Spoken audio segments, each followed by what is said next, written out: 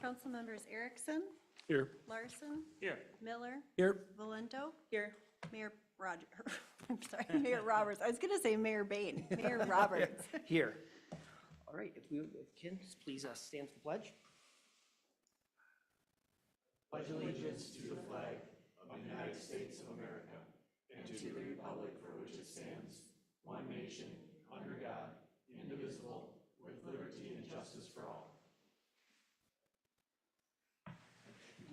Same way. All right, council, we have a agenda in front of us. Is anyone willing to make a motion to approve the agenda? Also move. I'll move approve the agenda. I'll second. Any discussion? Mr. Mayor, just to note that it is an amended agenda from what was sent out, and just if we could. Thank you. And that was, so we're adding item 7E to the agenda. Correct. Any other motion? No, so noted. Okay, all right. Great. Open forum. This is an You opportunity. approve it though? Oh, did we not approve? Not yet. All in favor? Aye. Aye. Opposed? Motion carries. All right. Open forum, this is an opportunity for any citizen to speak to any city concerns. Please limit it to about 3 minutes if possible. And do we have anyone that is interested in speaking this evening? There's no one signed up, Mayor. All right. Item 6, consent agenda. I would like to make a motion that we approve consent agenda A through H and then J through I, and pulling item 6I for discussion. Second. Mr. Mayor, I'll just correct you. I think you said A through H and J through I, but I think you meant J through L. J through L, yes. Thanks for the correction. And there, we have a motion? A second? I'll second it. Yep. All right, all in favor? Aye. Aye. Opposed? Motion carries. So would we then add that first item to the end of the agenda, or that I to the Up to you, beginning? Mr. Mayor, you can handle it now if you like. All right, as long as it was consent, let's do that. So I'm just asking that we pull that North Shore Circle Park Restoration Agreement. Just some more conversation. We have new council. And just if someone from staff could kind of go through maybe the timeline of that, and if we have any additional questions. I guess what I'm trying to avoid is the situation we had, although it's not right away at City Park, where maybe the neighborhood wasn't informed or not knowledgeable about this, and then all of a sudden we have a problem and we start making small depressions like we did on North Shore. So, Dave, would that be? Yep. Okay. So as you probably know, North Shore Circle was reconstructed, was it 2022? 2022, redid all the underground sewer work and repaved the road. Doing all that work triggered water quality, or triggered watershed treatment of water. At that point in time, there was 2 parklands, North Shore Circle Park East and North Shore Circle Park West, that were up for discussion. It got reviewed by the Parks Commission, and they had chose to use the westerly park for the BMP. So after the project, it was kind of unsightly. It was long grass and a kind of a pond in there, and not very easy to mow, and got a number of complaints from residents out there that it just didn't look very nice. So in working with the city staff and working with the watershed, they obtained a grant to do shoreline restoration, add some trees, add plants, flowers. The city's gonna add a trail to the lake and a bench. So that's what this project is, to kind of beautify the stormwater project that was put in as part of that road project. So the water quality project was already there. We're not taking more, we're just trying to enhance it to make it look a little nicer than how it was left after that project. This agreement also says that the watershed are the ones responsible for the maintenance long-term to maintain all their plantings and that shoreline for a minimum of 10 years, and then auto-renew every 5 years after that. The city would just be responsible for maintaining that gravel path and the bench, which is minimal maintenance long-term. Anyone have any questions on that? What's their history of maintaining that type of property? If they're going to be responsible for it for the next 10 years, what is their expectations on them as far as what that looks like? Maintaining the plantings, yes, we would still mow the actual upland grass, so there's, off the street, there's still mowable grass, and that pond is designed to be dry unless it rains, so we'd continue to mow that. They would maintain, if you see in your consent agenda, their renderings of what their enhancements are, that's what they would be responsible to maintain. Would mow the rest of the grass and then maintain that trail. It looked like in the renderings that the trail was going all the way down to the lake. Is that correct? Excuse me, what was The it? trail going all the way down to the lake? It's going, the shoreline has like a bank to it, right? So it's going to the shoreline, yep. They just can't do that as part of their grant because that's not considered water quality. So it's pulled out as an alternate and then, Is there, what's the intent with that trail? Is there going to be like kayak tie-ups or anything like that, a fishing pier at some point down the road? the intent is to have it as like a passive access. We didn't want it big enough where it'd be appealing for somebody to try to back their trailer down there, but also wide enough for if somebody in the neighborhood or somebody close by wanted to park there and walk a kayak or canoe down. There isn't long-term plans for fishing. I don't know how deep that gets out there. You might have to put a pretty long dock out there to fishing, but it's more designed for just, paddle boards or canoes or kayaks. But we had first designed it as 8 to 10 feet long, and I think that would be too appealing for somebody to back their jet ski trailer down there. So we tried to shrink that up just enough to kind of make it look more like a trail. It'll be signed to as well, non-motorized vehicles and.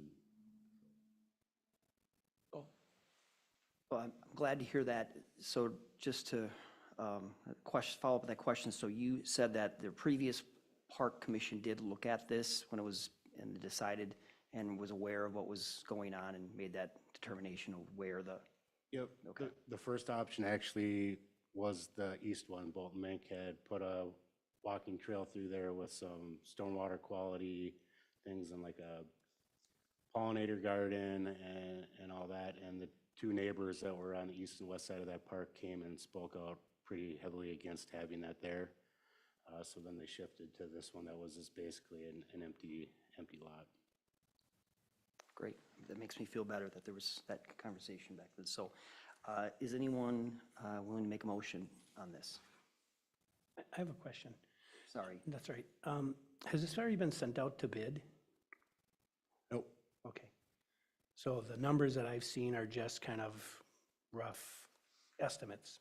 Yep, they kind of need this agreement with the city before they can put it out to bid, because if there is no agreement to allow them onto public land and to do this work, then they really don't have a project to do. So it kind of this has to happen first before they can put it out to bid. I believe all the plans are complete. They're just kind of waiting on this agreement. And then so to clarify, so the city's portion would just be that trail and the bench?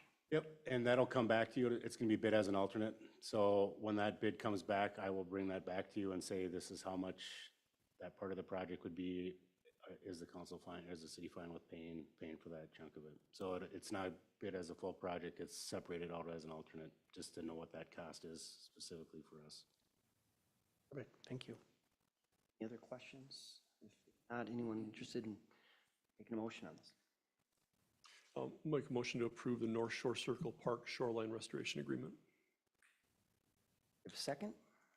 I'll second it, sir. Any discussion? All in favor? Aye. Aye. Opposed? Motion carries. Great. Number 7, this is our first regular agenda item, ordinance 749 multifamily zoning amendment, and Abby's going to walk us through this. Thank you, Mayor Roberts, members of the council. Currently, the city's zoning code's multiple family residential district indicates the multiple family residential district has a maximum density of 15 units per acre.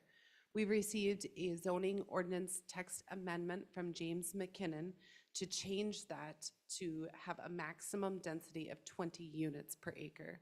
And this is consistent with the comprehensive plan, which guides those multifamily future land use areas for 15 to 20 units per acre. So in addition to Mr. McKinnon's request, staff is also proposing that we kind of button up those minimum and maximum densities of 15 to 20 units per acre in the multifamily residential district. When the Planning Commission did take a look at this in February, they did vote 4-0 to recommend approval to your body for the ordinance amendment. Just for reference to the city council, we always look to see for our text amendments that they're consistent with the comprehensive plan, there's no conflicts with the zoning code, and that there's a general public benefit to this request. And overall, when we can tie our zoning code back to our comp plan, which is really the guidance for our community, that's probably the best interests of the public. Additionally, for those that might not know, if there ever became a land use matter where there was a proposal in the multifamily district right now, but it was greater than 15 units per acre, the comp plan prevails. So the comp plan guidance from up to 20 units per acre would be the rule of law. So therefore, this is not only consistent with the comp plan, it's the benefit of fixing the zoning code. Those are all things that we want to do for the general benefit of the public. So before you tonight is ordinance number 749, which would change that a minimum density of 15 units per acre and a maximum density of 20 units per acre. Staff recommends you open the public hearing, take public comment, close the hearing, and then discuss. And after all discussion, staff recommends you move to adopt ordinance number 749, amending all of those words for section 153. 073 multifamily residential district. My Roman numerals are not great. It's just not my strong suit. Any questions? Just one question, just, I mean, we've been operating with a, code that says up to 15, and now we're putting a minimum on that. Does that hurt us in any way? I mean, is there, versus just saying, hey, it's gotta be up to 20, or it can be up to 20? We're just making that minimum 15, maximum 20 for the consistency with the comp plan.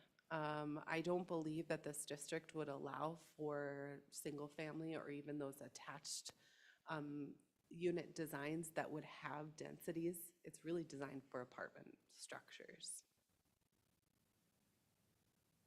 Right, I'm going to open a public hearing at 7:13. Is there anyone here to speak on amendment 749? Open for just a couple more moments. Anyone interested in speaking on this amendment?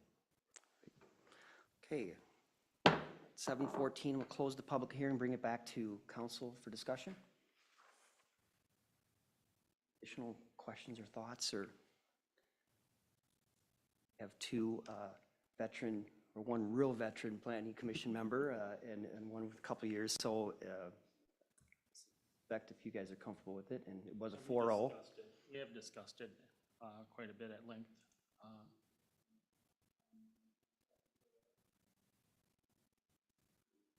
I think it's important to make it more consistent.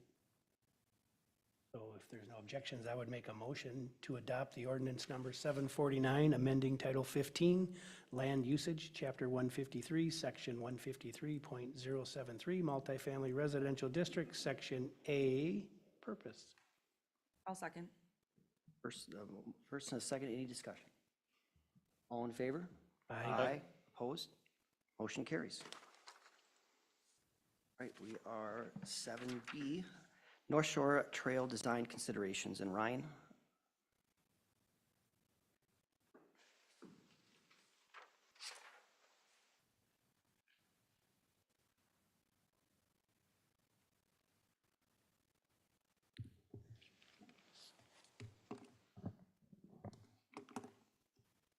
All right, Mayor, City Council, we'll just kind of recap last city council meeting on some items that we had the understanding that you might have been on consensus on, and then we'll go through some of those alternatives and hopefully have some final direction after tonight. So based on the February 24th meeting, here's some bullet points outlined. This kind of mimics, this presentation will mimic my memo in the council meeting agenda. So if you did read that, it's a lot of the same information here. So It was our understanding that we were gonna remove all scope of work from the project, North Shore Trail from Greenway Avenue to 235th. Discuss alternative scopes of work on North Shore Trail from 235th, but general consensus was that we were gonna include the original scope of work from 235th to 230, or Highway 97, which included the full pavement replacements. And then tonight, we would bring back additional design considerations for the city council and anticipated project schedule as presented. We still would assume that we're following that schedule moving forward. So tonight's, the additional design considerations we'll talk about: lane width considerations, lane striping consideration, solar-powered speed limit sign considerations. On reference guides that we look at when we are designing roadways or looking at safety features, here's a list of what we generally would look at. Some of them we would use depending on money source. Some of them we would use as a guide. Some of them are required depending on what you're doing. So just going through those reference standard summary and high level, I mean, there's pages, right, that go into this. This is really what we really need to take from that. So if we were using state aid dollars, you know, North Shore Trail is a state aid route, but we're not using state aid dollars, so we don't have to conform to their requirements, but we are still doing the same scope of work. We're reclaiming it. Minimum lane width would have to be 10 feet. Minimum shoulder width would be 2-foot gravel. Bike facilities, they recommend following Minnesota Bicycle Facility Design Manual. If we were fully reconstructing it, like we do plan on with the North Shore Drive portion from Highway 61 to Greenway, these are the minimum standards we're gonna have to meet on that design when you go into full reconstruction, which would require a lane width of minimum of 11 feet, minimum shoulder width 6-foot gravel, and still follow the same bicycle facility design manual. Minnesota Bicycle Facility Design Manual, minimum 4-foot paved shoulders width, 6 foot's preferred. Ideally provide paved shoulders on both sides of the streets. MnDOT paved shoulder info sheets, prioritize paved shoulders on both sides of the streets. Narrow paved shoulders is better than no paved shoulders. MnDOT Local Road Research Board, best practices for pedestrian and bicycle safety, provide paved shoulders on both sides of the two-way roads to discourage wrong-way riding, biking. AASHTO Bike Guide, recommend minimum 4 foot paved shoulders, 5 foot if there's a guardrail or a vertical obstacle that's close. So take for instance, if I got something there, I'm not gonna be right up to it, right? I'm gonna probably be a foot off. So that's what that references throughout the presentation. FHWA, Federal Highway Administration Bikeway Selection Guide, preferred paved shoulders width for rural roadways based on speed limit and traffic volume, 5 to 8 feet for North Shore based on the traffic that we have there. Allows for minimum 3-foot paved shoulders, 5 foot of guardrail or other vertical obstructions or presence. So some of the typical, Quick question, what's the current width of the lanes out there? the current road is 30 feet width at the most on average. There's some pinch points throughout this corridor. Even with the new pavements, we're not gonna get a full 30 feet in width in some of the areas where some of the driveways were built pretty close up to the roadway or that area. Once you go past the pizza place and they got that hill on that north side of the road, there's just nowhere to put the road any wider. So right now it's the 30 foot, 12-foot lanes, and would that make 3-foot shoulders at best case scenario? So, All right, thank you. well, that leads into the slide. Good lead in. So this is the existing section that's out there, ideally out there today. It's got the 12-foot striped lanes, 3-foot shoulders. So we just kind of did some pros and cons to each typical section. Obviously, there's other opinions that might have an additional pro or con, and that's certainly something we can bring up and talk about. This proposed matches the existing crown. That means the center of the road would be the high points, and it would equally shed water both directions, and 2.5% is our city standard. New pavements, it's important to have crown to get that snow and ice off the road and not be sitting on your pavement. So this matches the existing layouts. Uniform width allows bikes and peds on either side of the road 12-foot lane allows for more space to pass around bikes and peds in the shoulder. Cons, obviously, we've heard some residents want wider shoulders or a trail, less than minimum standard shoulder width for bikes and peds. Vehicle speeding concerns remain with the 12-inch lane, and what I mean by that's when you allow a driver, just behavior-wise, a little more space to maneuver, they don't feel crowded or pinched or really think more about what's going down the corridor as they're traveling, especially as their speeds get up high. So that's kind of a traffic calming engineering thing that is done. Thicker lines, squeeze them in, then they feel a little pinched a little bit, and mentally then they're thinking and having to slow down a little. Now, it doesn't work for everybody, but that's where you see like a lot of traffic calming techniques, whether it's with striping or even concrete curb and gutter in certain portions of roadways, they'll squeeze in certain areas. Just, Mr. Mayor, if I might interrupt, just 12-foot lane, just so everyone's aware, is sort of the standard, right? I mean, 90% of the lanes out there that are, striped on roadways are 12-foot lanes. So just keep that in context, that is sort of the quote-unquote normal lane width. On higher volume roads, your turn lane in the center would get wider than 12-foot sometimes too. So there's all design considerations based on traffic and type of road.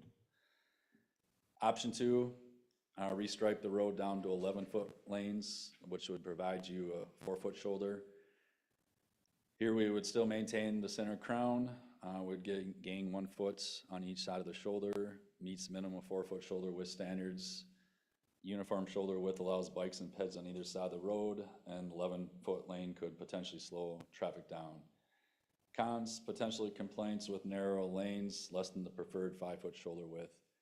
So if you look at the 2 railings you guys got on the sides where you walk up and down from your dais there, that's about 4 feet. So if you stand in between, that's what it would feel like out on the road. So option 3, go down to a 10-foot lane, 5-foot paved shoulders. Existing crown here would stay the same, 2-foot wider on each side of the roads. You get that traffic calming effect, meets the shoulder widths allowed by bikes and peds on either side. Potential complaints about how narrow this road is. This would provide some challenges in some locations for garbage trucks, buses, and larger any delivery trucks that do drive down that corridor. Then to stay within that lane, uniformly through wherever they're driving. And if you do have somebody close biking or running, if a car has to swerve 1 foot over to feel comfortable, you potentially are in oncoming traffic too. So the skinnier the lane gets, that's some of the things to think about from a driver's behavior. Option 4, now we're looking at offsetting the crown of the road, which would require additional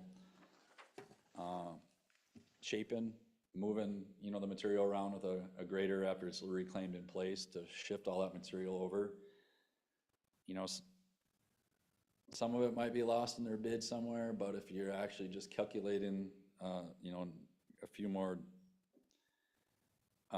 cost of the lineal foot of the project, this potentially could be around $70,000 for this shifting it 1 foot with the amount of material that if you calc it out, but you're gonna be out there grading it anyways. So, somebody might bid something else a little different and you don't actually see a price increase once you start playing around with the crown, just how they bid the project, because it's gonna be a lineal foot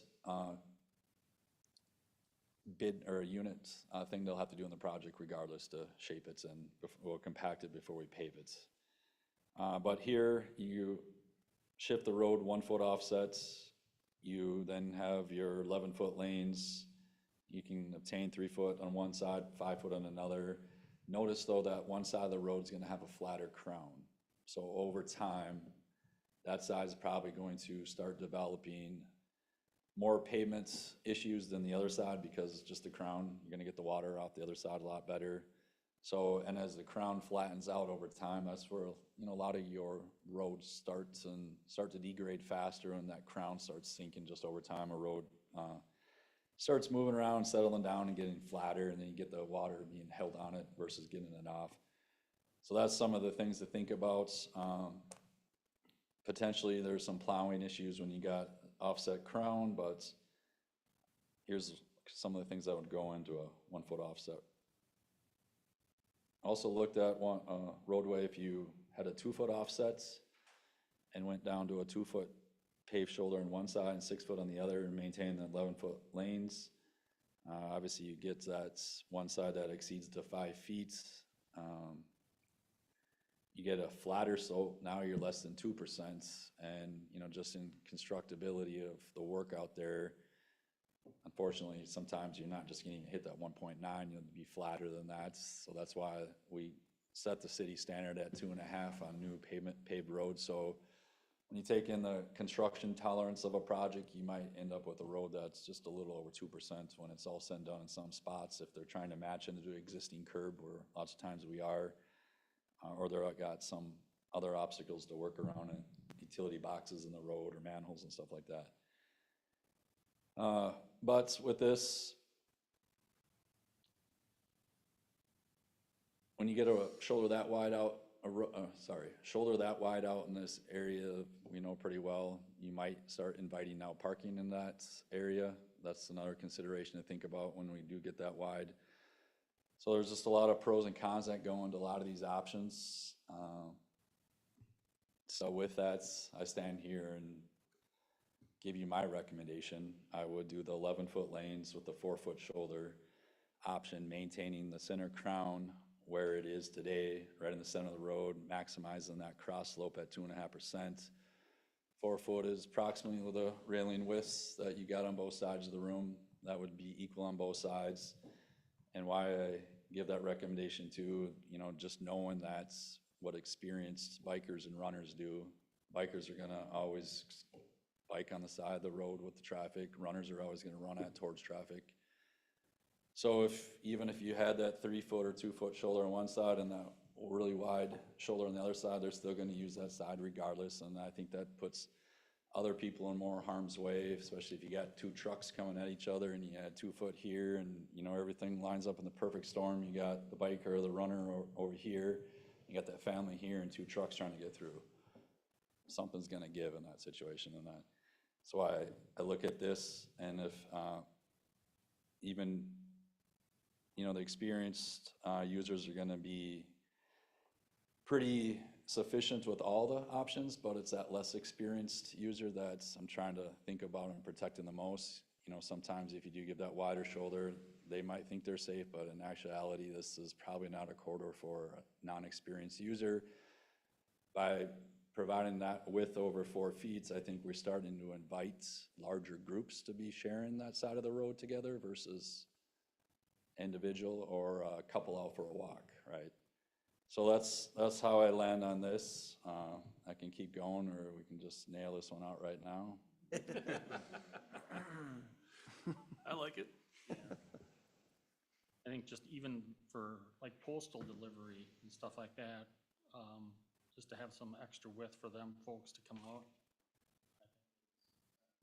I'd be curious just to see how many of them folks have gotten their cars hit by cars out there on North Shore Trail, because I know that's one of their favorites. They always say, this is the worst area for delivering is North Shore Trail for them. And maybe I should put that snow plowing comment on, you know, the cons that I had earlier, like, you're like, why would that bother snow plowing? Well, if you have the road offset, right, and they're gonna hit that center line, right, but they might not get enough of the driving lane because you got so much more wire to push on that side, and probably gonna have to take 2 passes to do what they used to be able to do in 1. Obviously, the skinnier side, they're probably going to be able to easily get in 1. So that was kind of some of that comment related to the snowplow situation, where I'm offsetting the road, leaving much wider pavement on one side with the same truck that we're using on the other side of the road, right? But definitely let me know now. Keep discussing, or give me the nod to move on. Any questions or comments for? No, as I read through this over the weekend, option 2 seemed to make the most sense to me. Brian, in my head, I'm not clear, so I just want to be clear. Are you thinking, or are we talking about this 11-foot lanes and 4-foot, or I'm sorry, the 4-foot shoulders on the entire road from Greenway to 97? From Or are we- 235th to Highway 97. Okay. Provided, or if we're not doing anything with the first part of the road. It's my understanding that that portion of the project has been removed. And that's why I did make the first slide of some of those assumptions based off our last meeting. I think just to be clear, that was the consensus. I don't know that there was a vote, and we There was- should probably. Yeah. There was no votes. Yeah, there was Included no in any vote. motion tonight should be either eliminate or don't eliminate that section, but I think that was the general consensus we got from the last meeting. So that's my point. My understanding was we were just going to talk about it, and it wasn't removed at this point. And I think we should go back and talk about it as you look at the cost of that Greenway to 235th and the actual feasibility or the actual, I guess, safety and, just, are we really sure we want to put a trail on that road? I mean, I think it's dangerous. I think there's not enough room. I think there's too many things we have to do to make it work. We can't even tie in the trail system with any of the other trails because none of those neighborhoods are developed yet that are going to tie the trail system in. So I'm not sure if we should put that on hold or not, or should we just build the road as option 2 is the whole way at this time? I mean, I've talked to a few citizens and none of them are really in favor of it. They're not making an issue out of not having it. And, at the meeting that I attended, there were a few people that talked about it, but it didn't seem like it was an overwhelming yes that we should do it. And it seems like an awful lot of money for the city to pay for something that probably is not really, we're not really ready for it yet. Just my thoughts. I'd probably agree with Kevin on that. I think the cost of moving utilities, cutting trees, land acquisition and stuff like that, I don't think people really understand the involved in that from Greenway to. I think that, when we were, the last meeting, kind of the idea there was that it doesn't hurt to take a pause for 2 years or 3 years on that stretch, knowing we're going to be back in that area with a larger project on the North Shore Drive piece of it. So explore it, find out what those real hard costs are, what it would cost to take land. And again, I agree there's a lot there that has to be done. This is part of our Parks and Trails comp plan to go out there.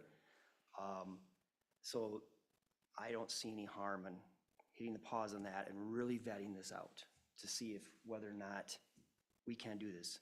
As I said in the last meeting, we might land right where we were back last May when we made the decision not to do this, or there could be some money grants, something to do something to offset some of this cost. I agree it's a lot, but I think that mile stretch, if we weren't having another large project coming in and couldn't add that to this to this portion, I'd be less willing to put the pause button on this, but I just feel it's worth heading out. I think I'd prefer to pause too.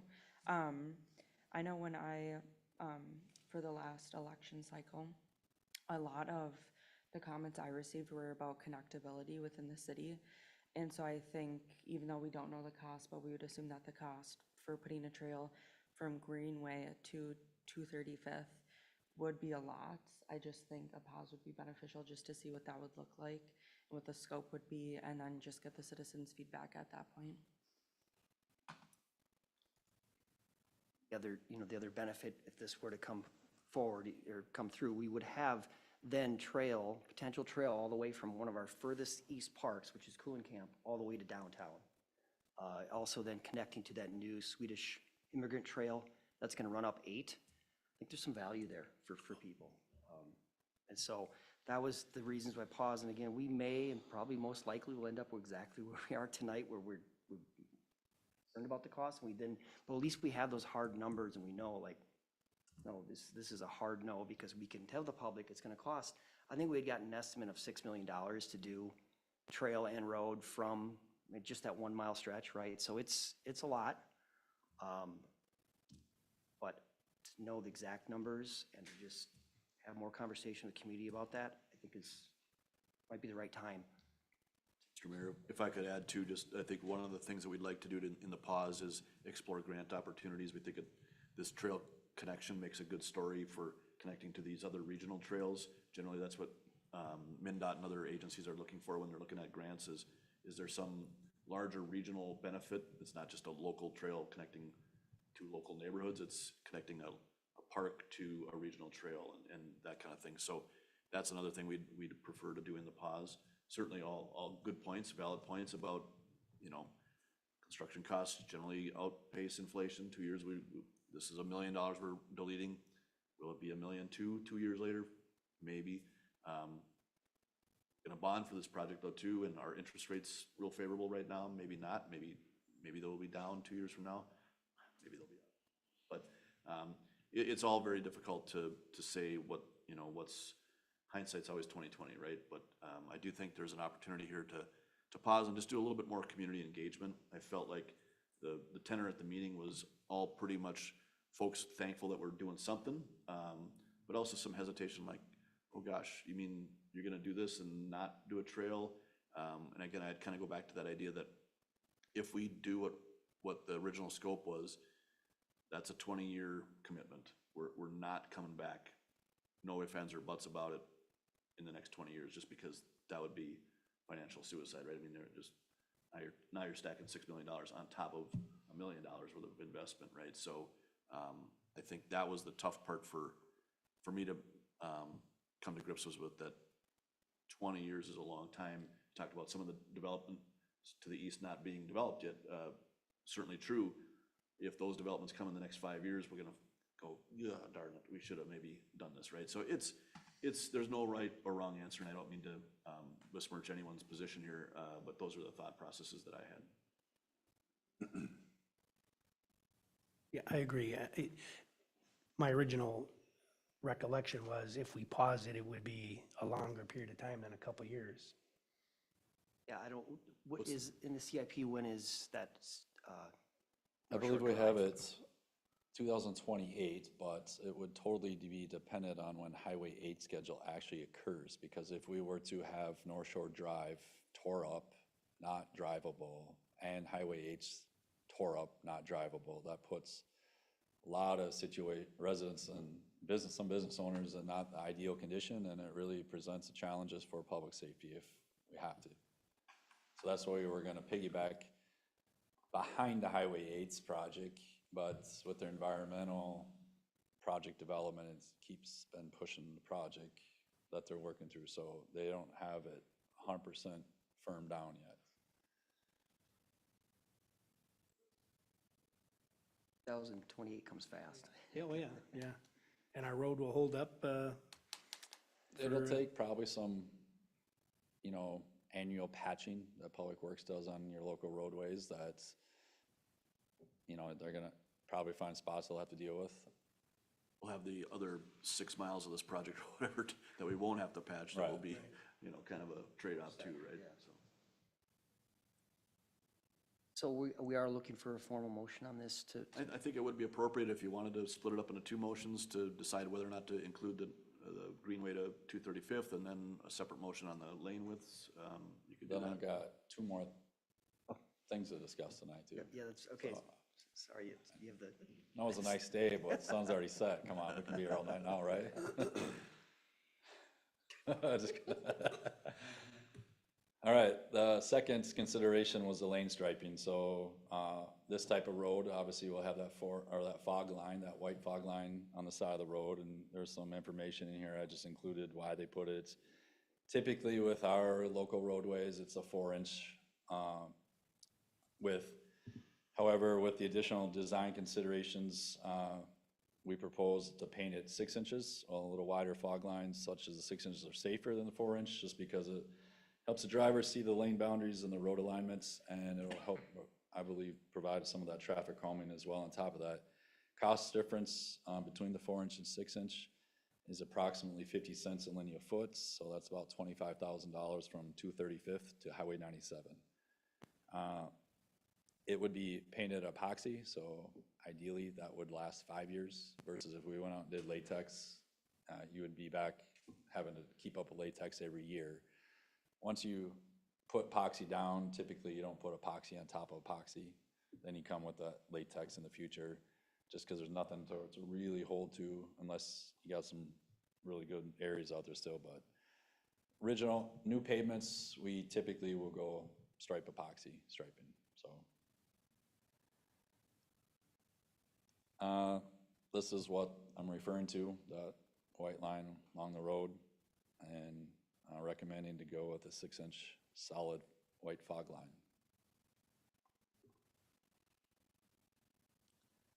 The last design consideration is powered speed limit signs.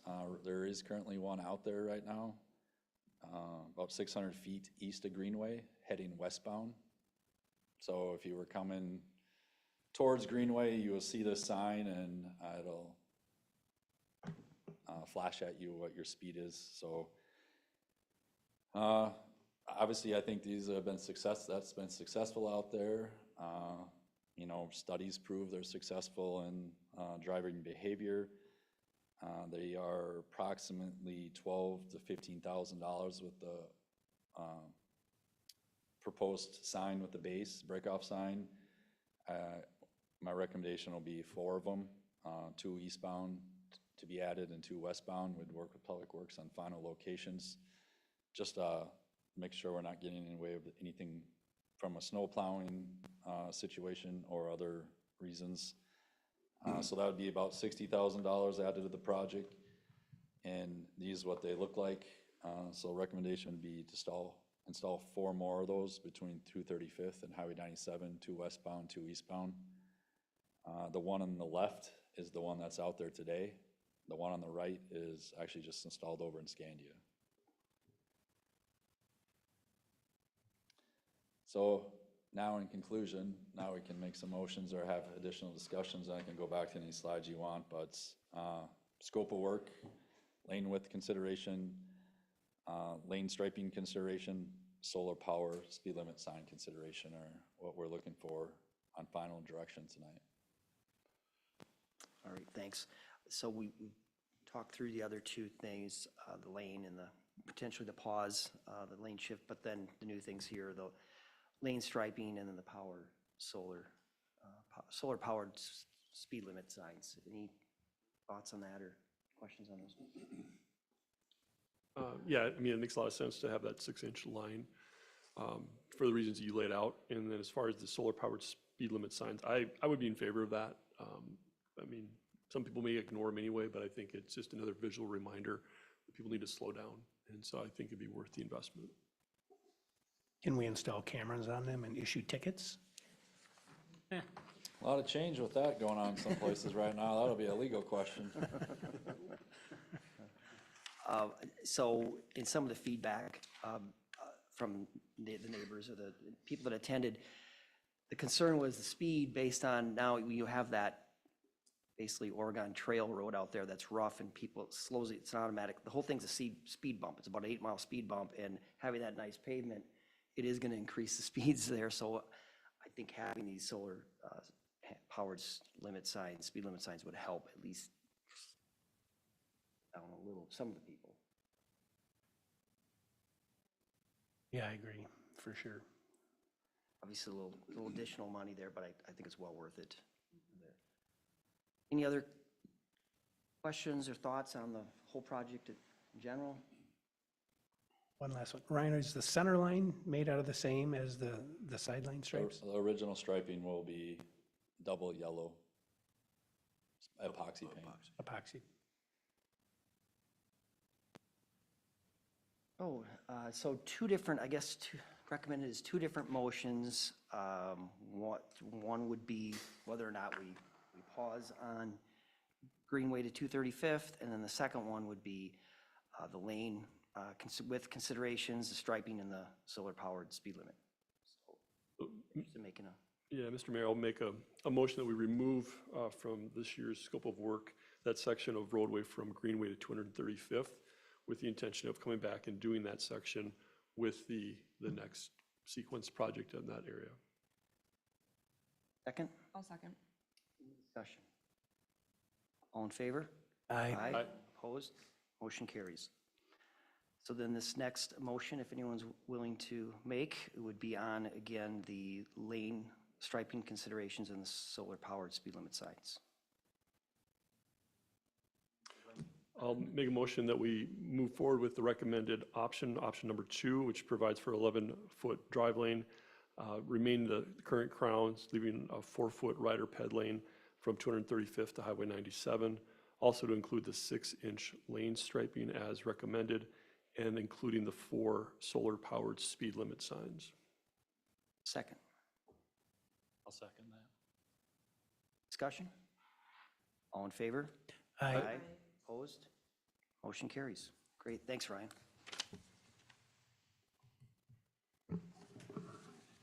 Right, 7C, Lakeside Ice Heaving Project Approval. Dave?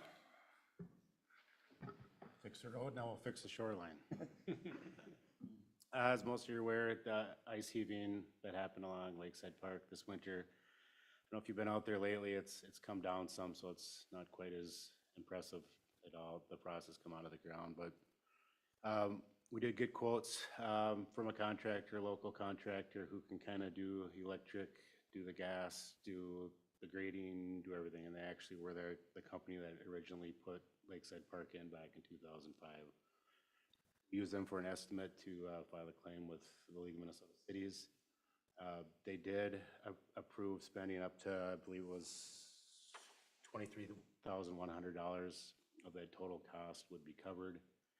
We are also going after AIRS coverage for the riprap boulders. What that means is they can be covered, and we're basically saying we didn't know that we didn't have them covered, so we want to see if we can still get coverage, and you basically backdate your policy back to September and weigh out what that policy costs versus what the repairs cost. Less than you would. It's an underwriting, so we don't have an answer back on that yet. But they approved the contract. They said we could go out and get other bids, but it's competitive with what they review, so if we choose bids, but they approved for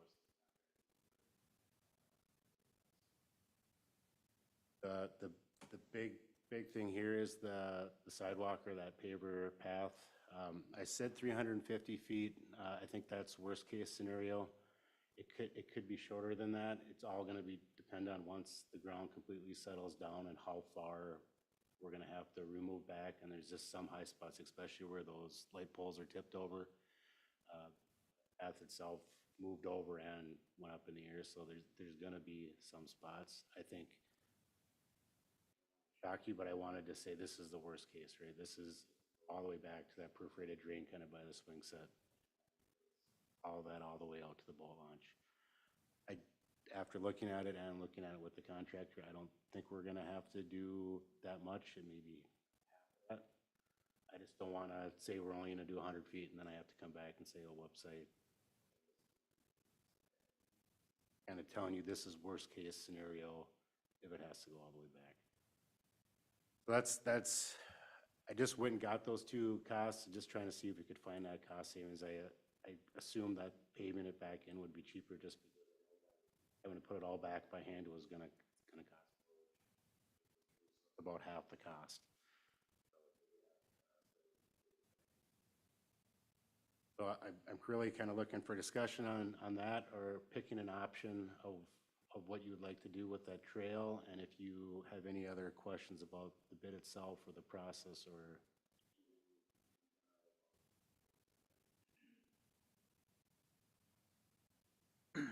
So I had asked staff, if some of you recall, we do have a shoreline plan there, but really I don't even know if we have any funding for it, and maybe just a little bit of history about that. and maybe some estimated pricing. The idea is that, do we want to make this back to where it was, or we want to make it so it's usable this summer, potentially do the larger project that is going to happen at some point, you know, supposedly, and how do we think about that, and if we want to wait and just get it so it's flat, and then if that's the case, then maybe it is the bituminous, instead of putting those pavers back down until maybe you can save most of those pavers and reinstall them when the final project, when we do a long-term project. So up on the screen, this is the zoomed in version of the concept that came about, that was last. I believe it's on the Capitol, I can't remember which year. So I'll scroll down, that was just a zoom in the budget. This is what was, if you can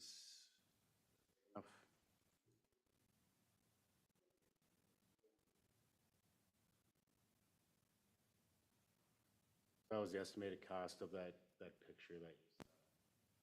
The tricky part is, can't really tell if you're gonna use part of that trail. If you're not, it kind of shows maybe in this area that might get used, but then so the concept was, you know, more of a artistic drawing versus construction plan, so it's hard to tell exactly if that paver trail is gonna salvaged or it's all gonna get torn out anyway. I don't know. It's all gonna go? Okay, so it's all. I think over on the left-hand side, you've got all those major boulders or rocks coming in there, and that would definitely overlap where the current trail is. So was the idea in '26, if this is on the CIP, to fund this through levy dollars? Is that? I don't know how that was plugged in there. I don't remember either, and I unfortunately locked myself out of my computer right before the meeting. And so we'd have to double check to see, but something made me think that we did put this in for '26 for the stabilization of the shore. Of the 1 point, almost 4, we did estimate the shoreline stabilization was about 800,000 of that. But that is with that boulder design. As the council may remember, some direction was provided to go and talk with the DNR about that shoreline design.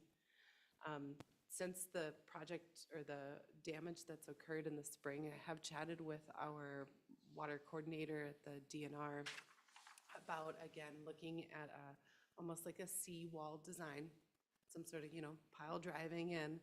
They're not favorable to that design.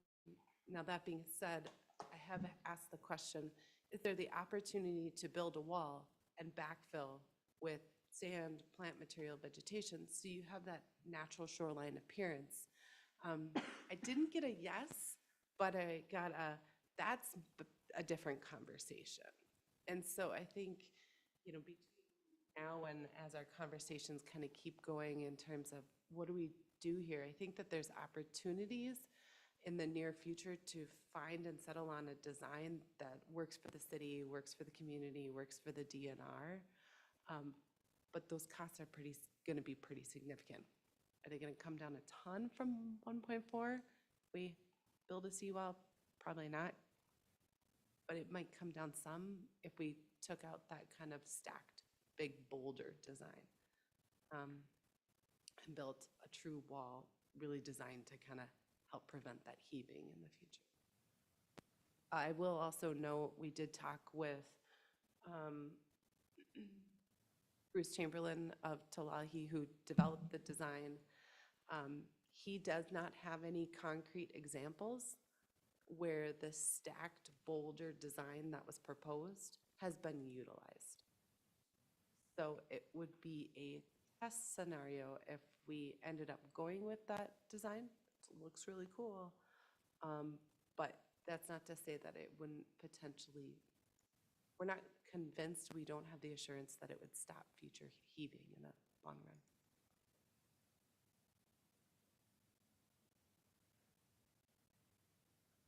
Would the idea, Dave, on redoing the trail and pushing, we would remove the rock, what we have there, push, flatten it down, and then bring the rock back. Place. It would be resetting, so salvaging all the rocks, so they'd pick them all out and set them on shore. They'd regrade the entire shoreline, lay fabric down, and then reset all the rocks. How they should be, down on the ground and out. So they grade it as the original grading plan was, bring it back to that.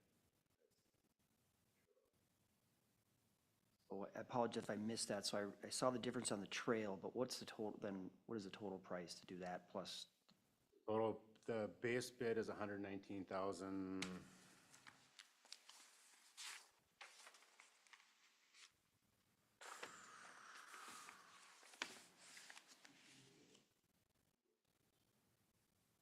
$119,965.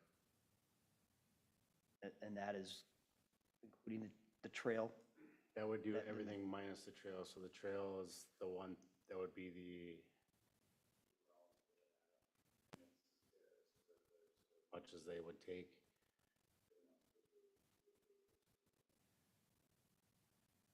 But for reference, that's it's 330, 350 would get you almost back to that swing set. There's a perforated drain towel that comes out here in the sunk there, and then that's when it all starts kind of getting wonky. The salvaging, if you did go with the blacktop trail, they would salvage all the personalized ones.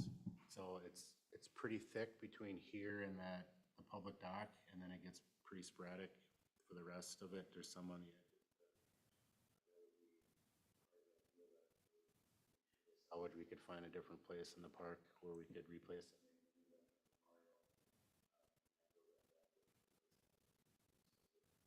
We did go with the blacktop option that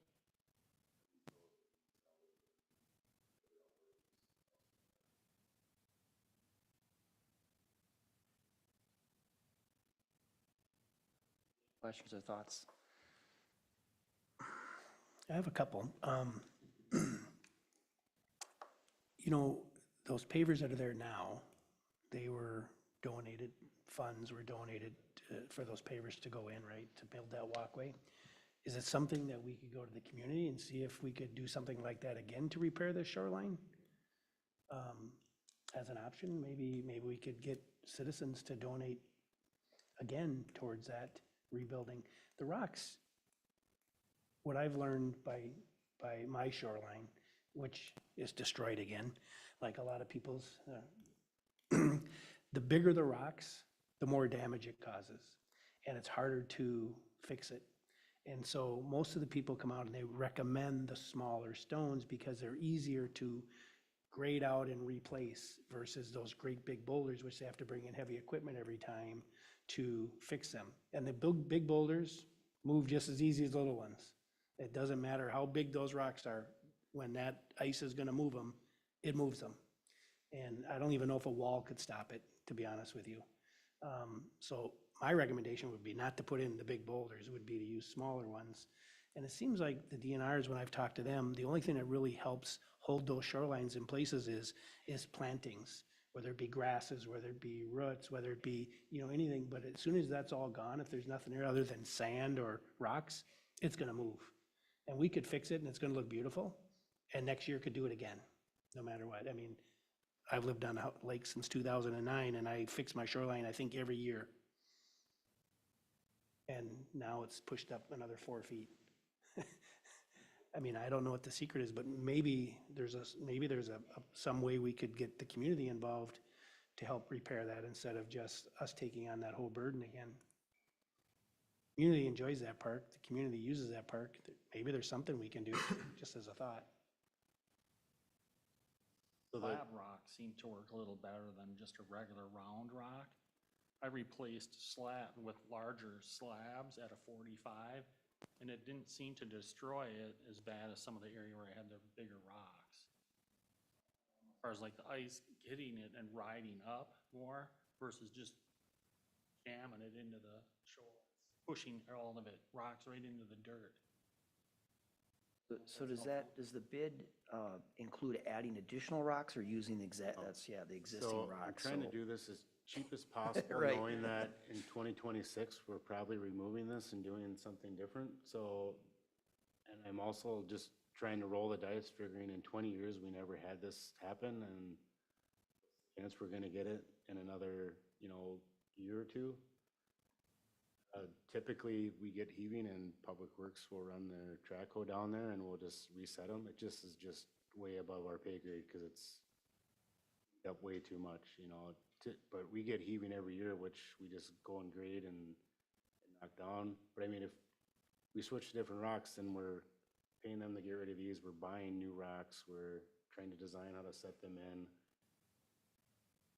Trying to fix it, make it a Yeah. good park for the summer, but I'm also trying not to break the bank here because I know it's something we didn't plan for and we're just trying to make it. Can we move forward on the contract and maybe just a little bit, we've got a little time here, but a little more conversation around the trail? Do you think that would be possible, as to maybe Kevin's idea there of sponsorships, or what the desire of maybe the park boards, now we have a place what their desire is, or maybe those pavers can all be reclaimed and you'd be part of the Veterans Memorial, not just the signature ones, but all of it, or a big portion of it. I mean, it is a nice look. It's a nicer trail, but I do know there's constantly weeds in there, and it's additional work for Public Works too, to have those pavers there. Yes, I mean, given the time frame and knowing that we want to have the park available for the summer, it's a heavily used park. My preference, knowing that we've got a bigger vision for this space, would be to just move forward with the less expensive trail option. Approve the contract so that that place gets put back together. And then, to your point, doing it as we move into that next phase, maybe there's an opportunity there. Because the last thing I'd want to do is go to the public and say, hey, help us fix this. And then 3 years later, be like, guess we're going to rip it all apart. That's not a very good look. But I think there's a real opportunity that people, probably would enjoy being a part of that.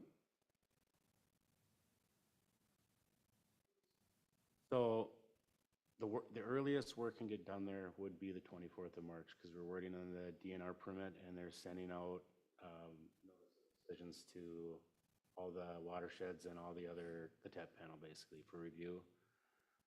If you want to sit on it and think about it, we can wait till the 24th to give direction at least on that piece, or if we want to make a decision now, then we can get them.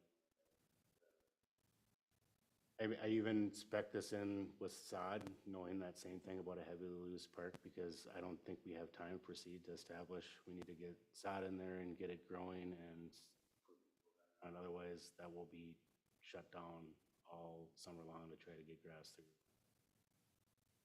We got to get it fixed, and we got to make it so people can use it too. Trying to do it as cheap and quick as Councilmember Erickson brings up a good point there. I think I would be fine with that. It would be nice, though, for those ones that are memorialized, or to at least have a location somewhere for them this year. Maybe it's all together, where there's a cutout where the sod is or something, and people paid money for those, and they like to go down the park, and you never know, that family might not be in town for another couple of years, and all of a sudden they come down there and they're not seeing that loved one in the park. That wouldn't be a good look either. So, we have a motion then, correct? correct. Yep. Okay. I'll make a motion to approve the Lakeside Park repairs with Forest Lake Contracting to include base bid allowances in option number 2, to remove the pavers and replace with the 10-foot bituminous trail at a cost of approximately $45,000. And I'll also add to that with the intention of having those customized or private pavers relocated somewhere in the park. I'll second. First and a second, any additional discussion? All in favor? Aye. Opposed? Motion carries. Right, 7D, proposed lease for 8th District Congressional Office at City Hall. Amanda? Yes, thank you, Your Honor, Council. If you recall, I believe it was at the last, maybe 2 meetings ago, we discussed Councilmember Stauber's office reaching out to the mayor and inquiring about possibly renting some space at City Hall for a district office. Since that time, I have met with two representatives from Councilmember Stauber's office. One is in the audience tonight, Ben De La Forest, and I'll let him get up and speak here in a second if he'd like. No pressure either way. And they looked at the place upstairs, the Shields Lake Conference Room. It is very minimally used currently and would be a great fit for what they're looking for. They were very excited about what we had to offer here.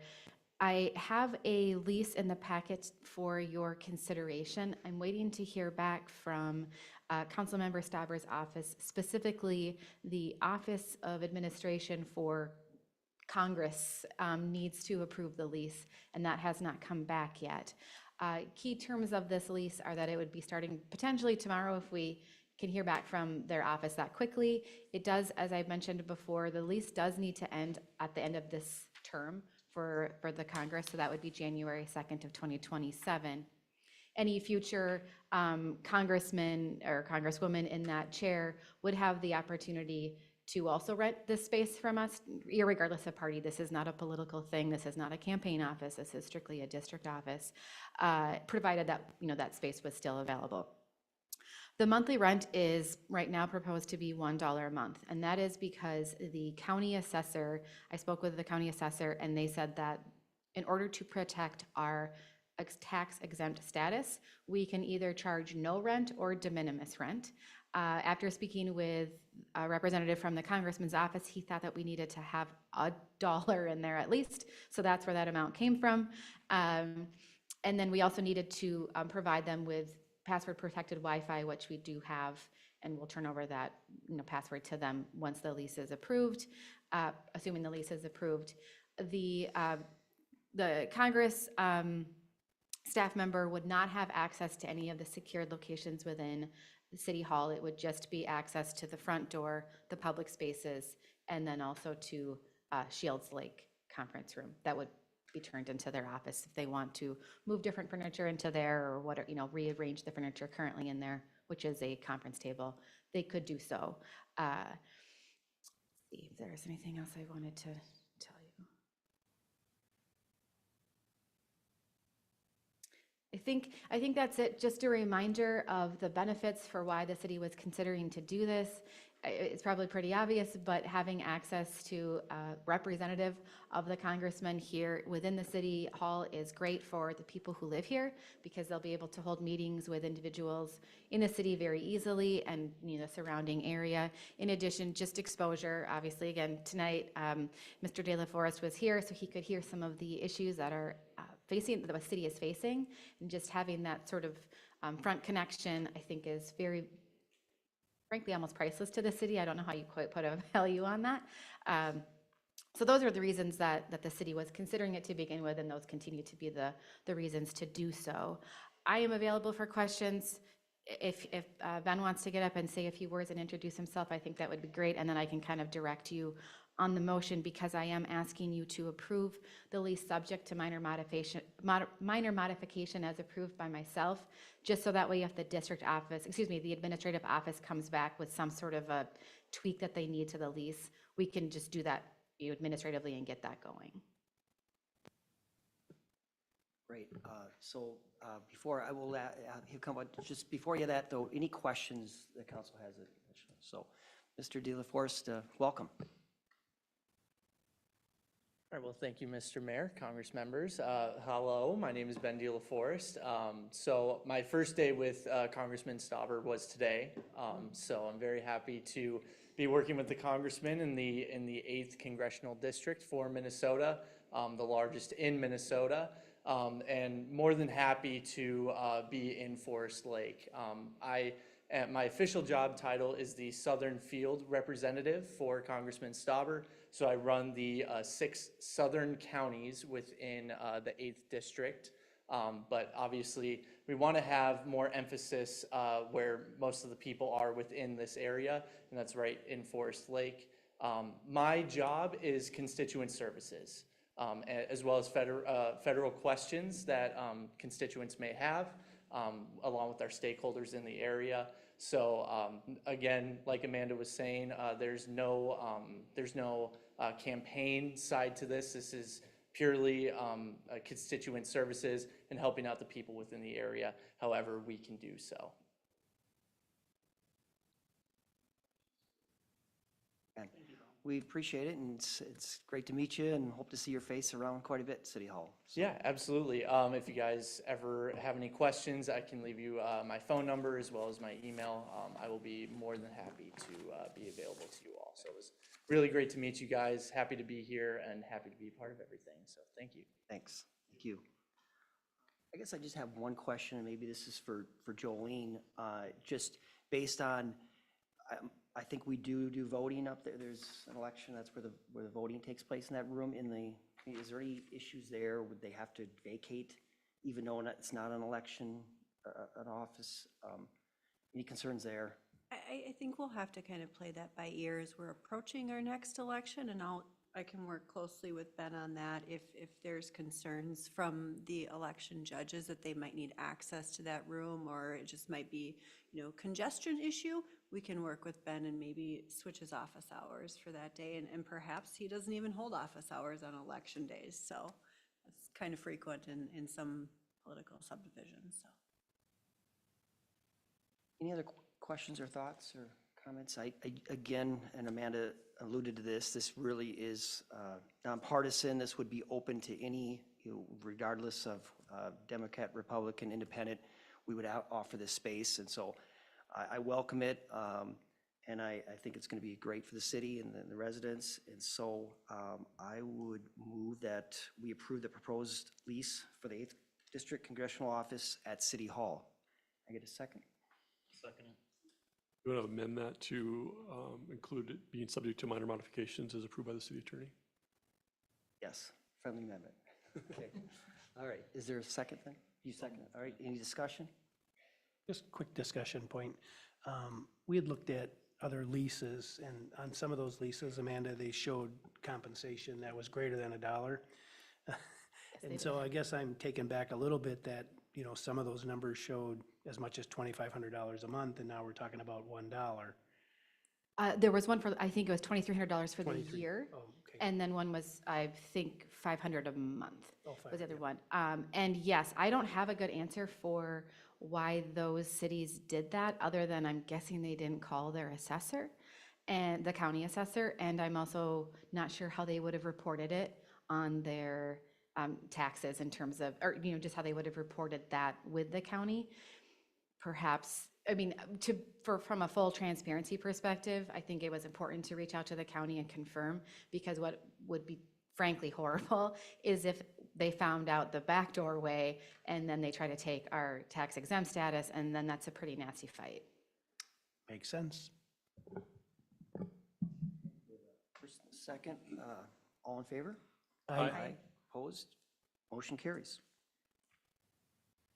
All right, we are, so this is the additional item, the resolution for support of the County Road 32 Forest Road realignment. Mark? Very happy to have Ben in the audience for this one. This is great. Yeah. So, Mr. Mayor and council, what's in front of you tonight is a resolution of support that may look familiar to some of you. It was in front of you about a year ago this time. We just received notice from the Congressman's office that the quote-unquote window for this congressionally directed spending is opened very recently, and it will close, I believe, on Wednesday or Thursday of this week. And so there was a request as to whether or not we wanted to continue our ask here on this particular project.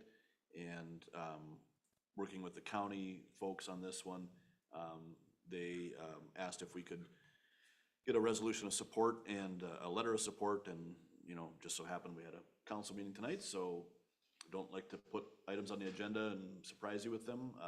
That's certainly not my modus operandi, but given the schedule and given the dollar amounts here we're talking about, it felt appropriate to put this in front of you tonight. So just to review the project here, this is County 32, Ryan, from Highway 61 west to, what's the western limit? Not quite all the way to Eureka, but in between Eureka and 12th. Okay. 12th Street Southwest. And regardless of the realignment of Forest Road, the city would have a share in this project. I believe it was estimated around 1.8 to 1.9 million, and that does not include right-of-way acquisition, engineering, construction administration, inflation, and we will have some city sanitary and water work. And if we want to do lighting again, that'll be another conversation we need to have.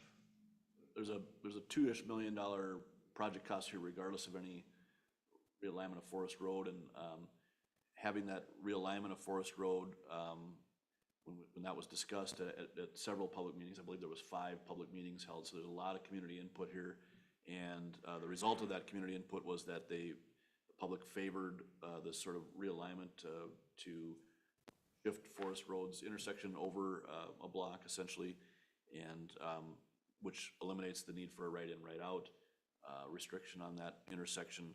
And that action and the hardship that involves for the city kind of prompted this idea to go seek funding elsewhere, because the city just doesn't have that kind of funding in our pocket at the moment. So that was the ask from last year, was to request that funding from the federal government to assist with the city's share of that project. Overall, the total project cost for the city would come down with that appropriation. And so staff's recommendation is to continue this ask in 2025, and again, to fund the city's portion of the realignment of Forest Road. So I don't know if, Ryan, if you have any other comments on the project as a whole, or? So the county is gonna match their previous ask, which was 9 million. That would go towards Forest Road construction and right-of-way, and then the remaining funds would be taken off the top of the whole entire project. So in essence, that would buy down our local share of the numbers I just shared with you.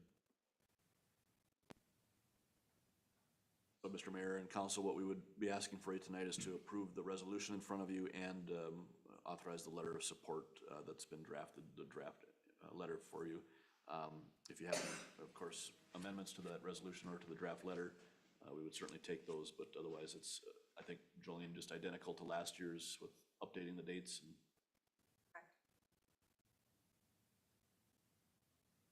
Thanks. Do we have, we were told in the past that we would learn the outcome of this in March, and here it is March. So this additional ask, does that back up, and should we hear relatively soon if these funds are gonna be available, or any idea? Yeah, so the conversation started, I reached out to the county if we could set up some separate time to bring Administrator Stotts up to speed on this project, and then we got this email today. They just found out Friday that Starbucks is looking to reopen the congressionally directed spending portal for new submittals. So now we're resubmitting. I don't know what that entirely means. If our old one is not valid anymore, we need to resubmit it to make it current. But they needed an updated letter of supports they requested one from the city and one from the chamber, and then the resolution of support too. So that's where we're at. This all just has happened in the last, since this morning for us. Any other questions or discussion on this, or thoughts?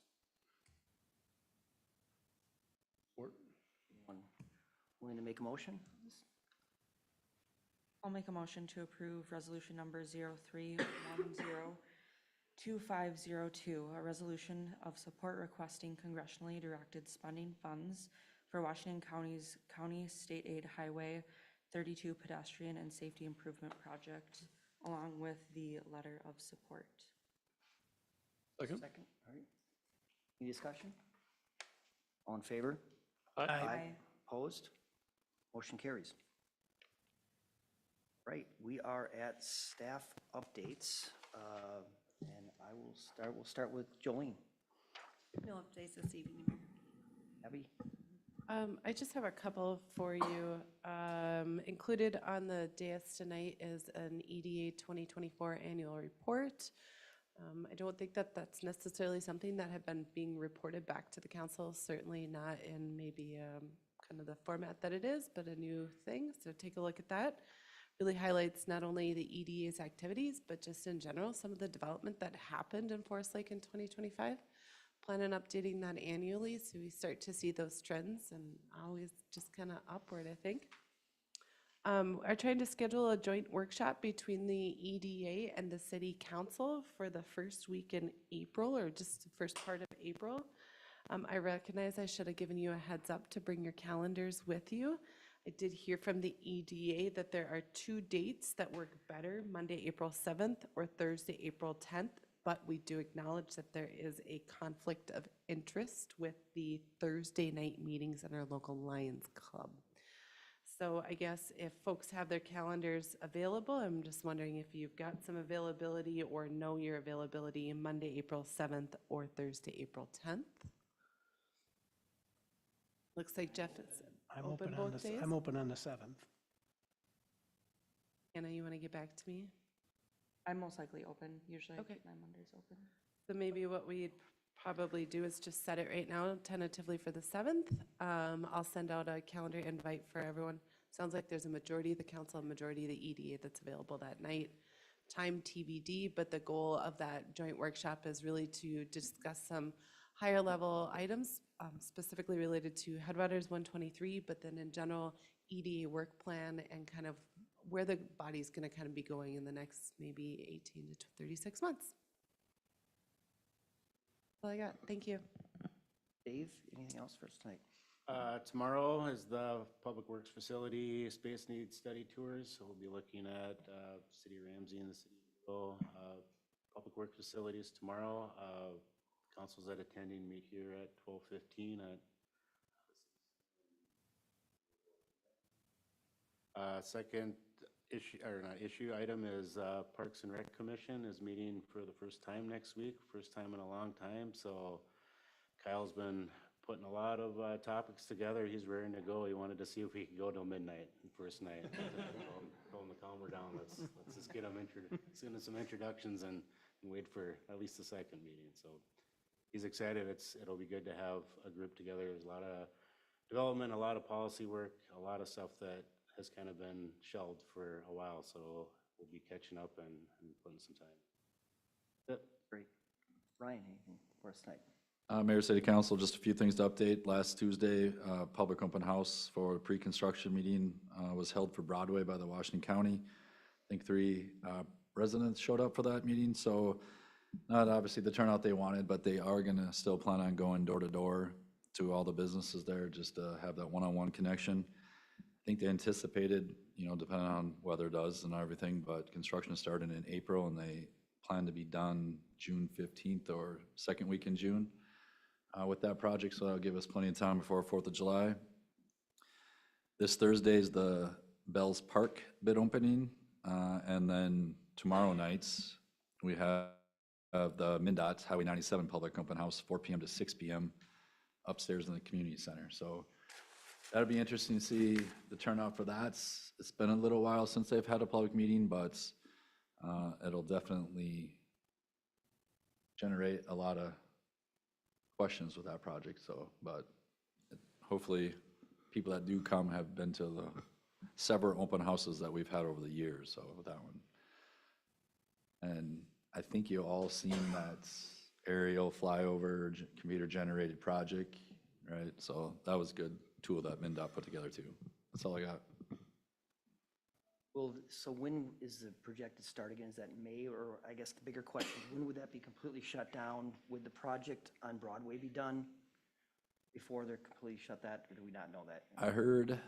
Last I heard, they plan on doing lane closures the beginning of June with Highway 97. So there would be at least a week overlap, if not 2 with the construction projects. But at that stage, that would be the final stage. Washington County would be with Broadway, so it would be open to traffic both lanes. It might be restricted lane, but traffic both lanes would be open by June already.